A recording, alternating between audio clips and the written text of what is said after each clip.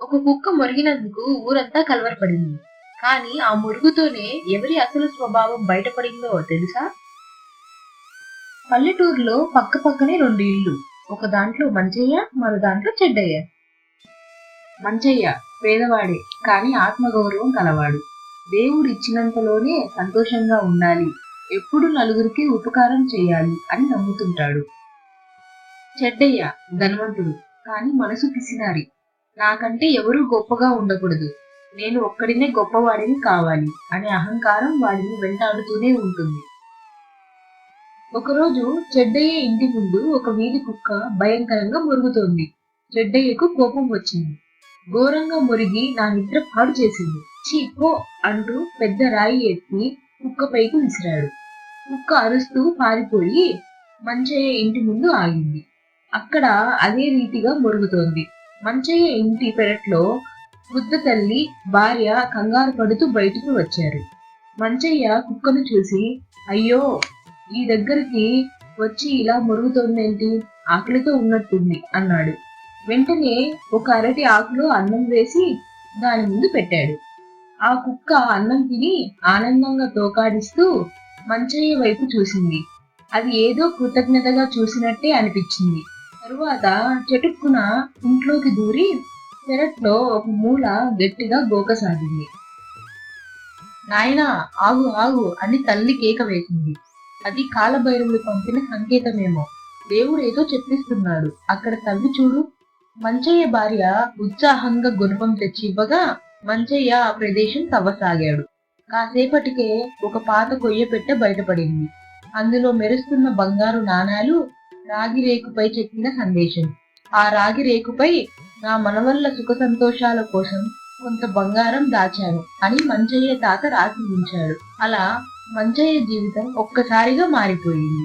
పొలాలు కొన్నాడు, చిన్న వ్యాపారం మొదలు పెట్టాడు. కానీ మంచితనం మాత్రం విడిచిపెట్టలేదు. పక్కింటి చెడ్డయ్య ఇది చూసి తట్టుకోలేకపోయాడు. అరే, నాకెందుకు దొరకలేదు, ఆ కుక్క ముందుగా నా ఇంటి ముందు కదా మురిగింది అని పిసినారిగా తప్పించాడు. అంతేకాదు, గ్రామాధికారిని ఆశ్రయించి ఫిర్యాదు కూడా చేశాడు. అయ్యా, భూమిలో ఏది దొరికినా అది రాజుగారిదే కదా. మంచయ్య వారికి దొరికిన సొమ్ముని దాచుకున్నాడు. గ్రామాధికారి దర్యాప్తు చేసి రాగిరేకు చదివి, ఇది మంచయ్య తాతగారి ఆస్తి, అతని వారసులకే చెందుతుంది అని తీర్పిచ్చాడు. చెడ్డయ్యకు గుండె ఇంకా మండిపోయింది. చెడ్డయ్య ఆలోచిస్తూ, ఆ రోజు కుక్క ముందుగా నా ఇంటి ముందు మొరిగింది, నేను రాళ్లతో కొట్టాను, ఆ కుక్క మహిమగలదని పసిగట్టలేకపోయాను. ఇప్పటికైనా ఆ కుక్క కనపడితే బాగుండు. అరిటాకులో అన్నం పెట్టుకుని రోజులు ఎదురు చూశాడు. వారం రోజులు గడిచాక చివరికి అదే కుక్క అతడి ఇంటి ముందుకొచ్చి ఆగింది. అతడు వెంటనే అన్నం పెట్టాడు. కుక్క తిని తోకాడించి ఇంట్లోకి దూరి ఒక చోట గోకసాగింది.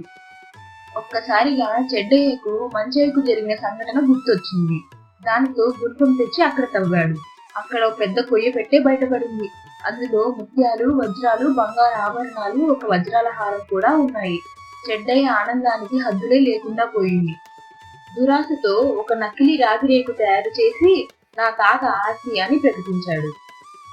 ఆ రోజు నుండి చెడ్డయ్య భార్య వజ్రాల హారం మెడలో వేసుకుని గ్రామమంతా తిరిగింది. ఇంట్లో పిల్లలు బంగారు కంకణాలు ధరించారు.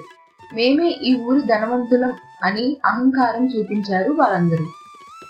అలా కొన్ని రోజులు గడిచాక ఒకరోజు మారువేషంలో దేశాన్ని సందర్శిస్తున్న రాజు ఆ ఊరికి వచ్చాడు.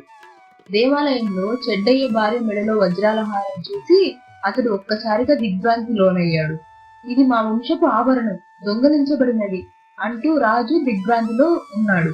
గ్రామాధికారిని పిలిపించి నమూనా చూపించాడు. అది హారానికి అచ్చుగుద్దినట్టే ఉండటంతో నిజం బయటపడింది.